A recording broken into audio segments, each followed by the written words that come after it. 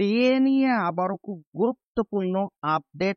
পুজোর আগে ডিএ ঢুকে যাবে অ্যাকাউন্টে। সরকারি কর্মীদের জন্য বড় সুখবর আসছে। পুজোর আগেই রাজ্য সরকারি কর্মীদের ডিএ বাড়বে বলে জল্পনা চলছে। শোনা যাচ্ছে 5% পর্যন্ত মহার্ঘ ভাতা বাড়তে পারে রাজ্যের সরকারি কর্মীদের। যদিও এই বিষয়ে এখনো সরকারি তরফে কোনো আপডেট মেলেনি, সবটাই জল্পনা মাত্র। তবে কেন্দ্রীয় সরকারি কর্মচারীদের জন্য কনফার্ম সুখবর আসছে দীপাবলির আগেই। রিপোর্ট বলছে কেন্দ্রীয় সরকারি কর্মচারী ও পেনশনভোগীদের জন্য সুখবর আসতে পারে দীপাবলির আগেই। ফের এক দফায় কেন্দ্রীয় সরকারি কর্মীদের ডিএ বাড়তে পারে, যার ফলে 1,20,00,000-রও বেশি কর্মচারী ও পেনশনভোগীদের উপকৃত হবেন।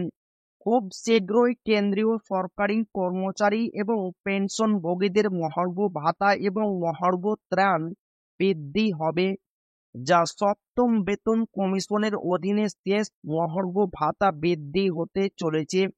উল্লেখ্য, বর্তমানে 55% হারে ডিএ পাচ্ছেন কেন্দ্রীয় সরকারি কর্মচারীরা। সাধারণত বছরে 2 বার ডিএ বৃদ্ধি করে কেন্দ্র সরকার। চলতি বছরের জন্য দ্বিতীয়বার কেন্দ্রীয় সরকারি কর্মীদের ডিএ বাড়তে চলেছে। শোনা যাচ্ছে দীপাবলির আগেই সুখবর দিতে চলেছে কেন্দ্র সরকার। তাহলে উৎসবের মরশুমে হাত খুলে খরচা করতে পারবেন রাজ্য সরকারি কর্মীরা।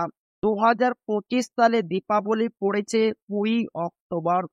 তার আগে সরকার ডিএ বৃদ্ধি করা হতে পারে বলে মনে করা হচ্ছে। শিল্প শ্রমিকদের ভোক্তা মূল্যসূচক এর উপর ভিত্তি করে ডিএ গণনা হয়। বর্তমানে 55% হারে ডিএ পাচ্ছেন কেন্দ্রের সরকারি কর্মীরা। একাধিক মিডিয়া রিপোর্ট বলছে এবার 3% ডিএ বৃদ্ধি পেতে পারে। 4% বৃদ্ধি পাওয়ার সম্ভাবনা রয়েছে বলেও শোনা যাচ্ছে।